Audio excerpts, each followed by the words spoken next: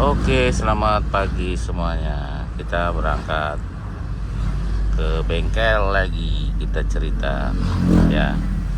Kita sama mereka tuh cerita karena apa ya? Ah, karena banyak yang ngeluh itu, ada yang berebet, ada yang tenaganya berat gitu ya. Ya memang kan harus tune up ya. Mungkin sebelum tune up coba lakukan langkah-langkah berikut, barangkali menolong ya, yaitu dengan apa sebutannya ya. Jadi perpindahan giginya tuh di RPM yang lebih tinggi daripada biasanya ya. Contoh gini, contoh ini sering dilakukan sama orang Itali katanya ya. Nah, makanya sebutnya Italian tune up. Jadi kita posisikan kalau dia matic ya posisikan di gigi 2 gitu ya. Kalau manual ya tinggal taruh di gigi 2 aja ya. Kalau matic juga kan bisa ditaruh di gigi 2 rata-rata mobil-mobil sekarang bisa. Jadi masukin ke manual dan taruh di 2. Itu 2 tuh tulisannya ya, berarti di gigi 2. Jadi dibiarkan aja, jangan dipindah-pindahin gitu ya, sampai RPM-nya itu ya agak tinggi gitu ya. Tapi jangan tinggi banget, karena kalau biasanya kalau jarang dilakukan itu langsung RPM tinggi, biasanya mesinnya panas. Ya mesinnya panas karena dia tidak biasa gitu ya. Tapi lama-lama nanti biasa. Tapi makanya step by step, tahap demi tahap untuk RPM-nya. Mungkin dipanteng di RPM-nya yang lebih rendah, misalkan 3000 dulu gitu ya. Nanti yang mungkin hari berikutnya atau minggu berikutnya di 3500 dipanteng gitu ya. Jadi tetap gigi 2, jangan dioper-oper. RPM-nya ditahan agak lebih tinggi daripada biasanya. Kalau biasanya ngoper kan tiap 2000, nah ngopernya tiap 3000 gitu ya. Tapi sebelum ngoper ditahan dulu beberapa saat ya, beberapa ya semenit 2 menit gitu. Tapi diperhatikan suhunya juga, karena kalau biasanya mobil yang jarang dilakukan itu agak naik suhunya gitu ya. Ya memang agak mungkin ada risiko, ada tidak risiko ya. Ya tapi itu yang sering dilakukan sama orang-orang yang di negara sana gitu, namanya Italian tune up. Pesotnya 5008. Jadi seperti itu ya. Kalau gigi 2 ditahan aja. Nah ini kan kebetulan kan agak jalanannya macet, jadi kita RPM-nya nggak bisa naik dari 2000. Nah nanti sampai RPM-nya ke 3000. Nanti lakukan itu mungkin tiap minggu lah, jangan tiap hari. Seminggu sekali ya. Nanti opernya di RPM yang lebih tinggi daripada biasanya, apalagi matic ya. Ya manual pun sama. Kadang orang opernya di angka-angka rendah ya, di bawah 3000. Nanti lakukan ngopernya di lebih tinggi daripada sebelumnya. Ya kalau sebelumnya di bawah 3000, nanti di atas 3000. Tapi jangan atas-atas banget. Ya nanti takut mesinnya itu ya, mesinnya nanti gak biasa. Itu kaget mesinnya, nanti panas.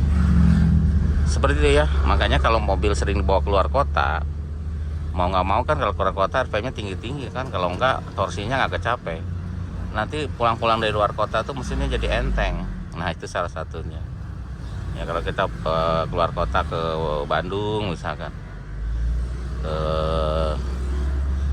Jogja atau Semarang atau mana lah keluar kota, pasti kan RPM-nya tinggi-tinggi tuh, mau nggak mau. Apalagi yang banyak yang tanjakan-tanjakan itu, karena kalau nggak tinggi dia nggak ngoper, nggak apa, tenaganya nggak ada gitu, torsinya. Seperti itu ya.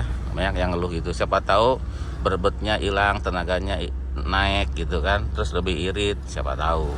Kayak mobil ini awal-awal itu lebih berat daripada biasanya ya, karena kita sering keluar kota. Jadi sekarang jauh lebih enteng, kata si Urip, lebih enteng Pak ya. Dan mobil yang lain juga gitu. Seperti itu ya. Itu ada pertanyaan yang bukan pertanyaan, ya keluhan dari customer kita gitu, yang di YouTube di komentar bilang gitu, kok berbet gitu ya. Coba sebelum dilakukan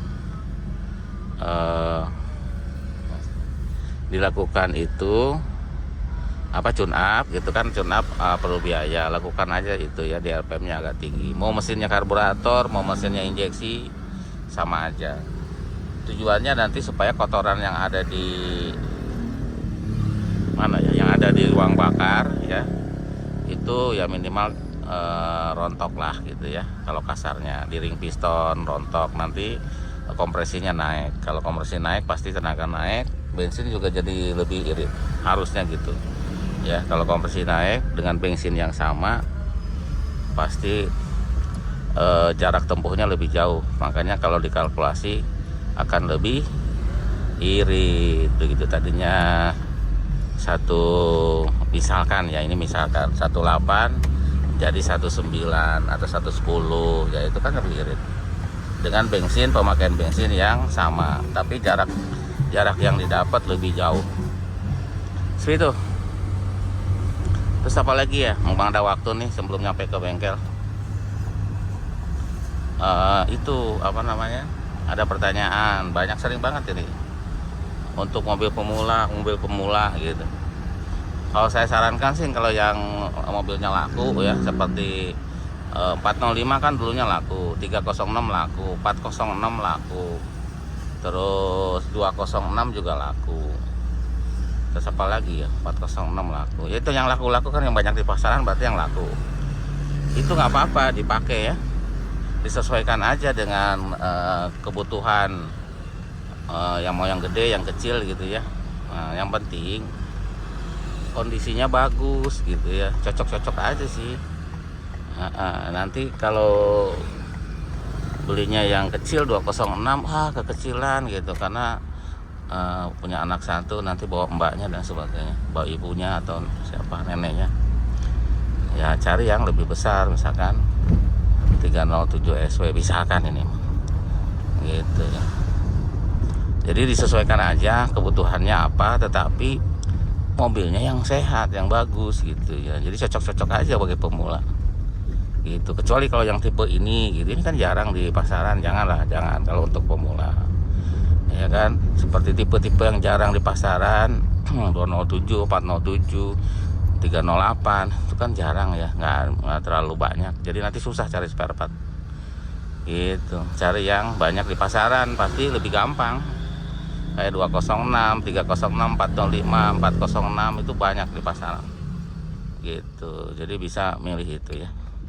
Jadi bisa 206, 307 Sporty, 406, banyak pemula yang 406 juga. Oke, yang penting cari unitnya yang bagus ya, yang tidak ada PR. Terus ajak yang orang tahu gitu.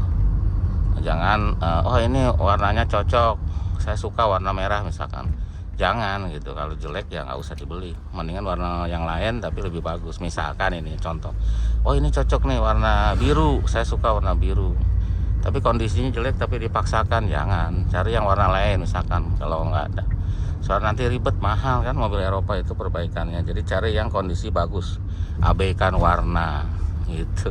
Kalau dapatnya yang warna yang kurang suka tapi mobilnya bagus banget, ya nggak apa-apa menurut saya sih. Yang penting kondisi ya, kilometer yang cari yang terendah. Oke, itu aja. Terima kasih sudah nonton, karena sudah sampai ke bengkel.